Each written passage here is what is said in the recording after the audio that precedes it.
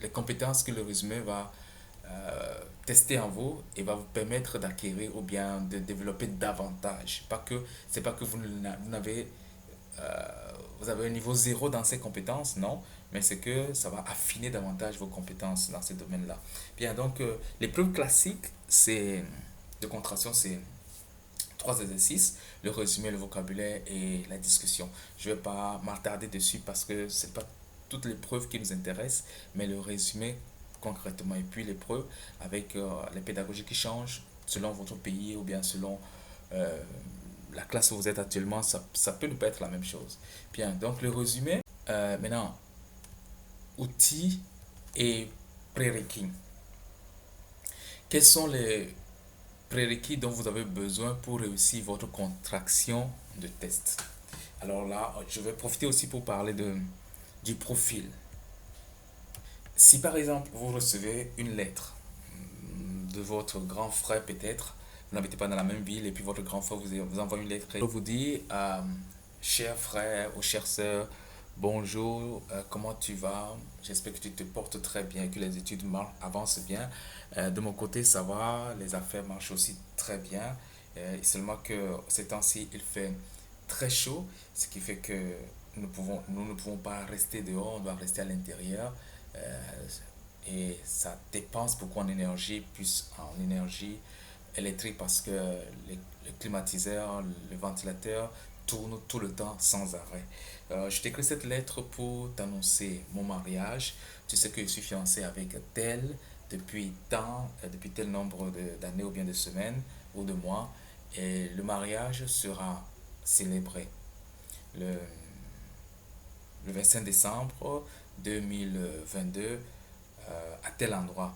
Et je voudrais sincèrement que tu sois présent. Ce sera pendant les congés. Donc, apprête-toi. Je t'enverrai une autre lettre pour les modalités pratiques pour te dire euh, quel, quel tissu on va porter, quelle couleur il faut choisir, les chaussures et ainsi de suite. Mais pour le moment, porte-toi bien et à bientôt. Donc, vous avez reçu une lettre comme ça de votre grand frère et vous l'avez lu et puis quelqu'un vous demande euh, que dit la lettre, qu'est-ce qu'il dit dans la lettre, quel est le, pourquoi ton grand frère t'envoie cette lettre, quel est le message principal de cette lettre, quelle information il voudrait te donner. Alors, si vous êtes capable de dire tout simplement que l'objet de cette lettre, l'important de cette lettre, l'information précise que cette lettre voudrait communiquer, c'est que mon grand frère se marie le 25 décembre 2022 et il voudrait que je sois là. Donc, l'information importante ici, c'est le mariage de votre grand frère. C'est le mariage qu'il voudrait communiquer. Mais ce message important, il l'emballe dans les salutations d'usage, la politesse. Il emballe dans le temps qu'il fait. Il emballe en demandant comment vous allez. Il vous dit comment lui il va. Mais tout ça, c'est pour faire passer le message essentiel. Donc, si vous recevez une lettre comme ça et vous n'êtes pas capable de découvrir le message essentiel, là, vous ne pourrez pas faire le commentaire, non, plutôt la contraction de test. Donc, vous devez être capable, après avoir lu un test, de savoir ce que dit l'auteur, ce qu'il dit. Donc, en temps normal, tout le monde qui sait lire, qui sait comprendre, faire peut faire le résumé. Voilà. Donc, si vous dites que il a envoyé la lettre pour dire comment est-ce que il fait très chaud chez eux et puis ça fait gaspiller beaucoup le courant parce que le ventilateur doit tourner sans arrêt, le climatiseur doit être en marche sans arrêt. Si vous arrêtez là, vous n'avez pas compris son message. Le 25 décembre va arriver, il ne vous verra pas à son mariage et il sera très très très déçu.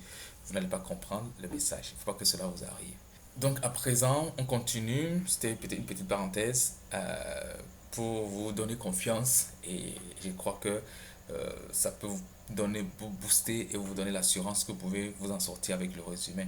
Donc, quels sont les prérequis dont vous avez besoin pour réussir votre contraction de test?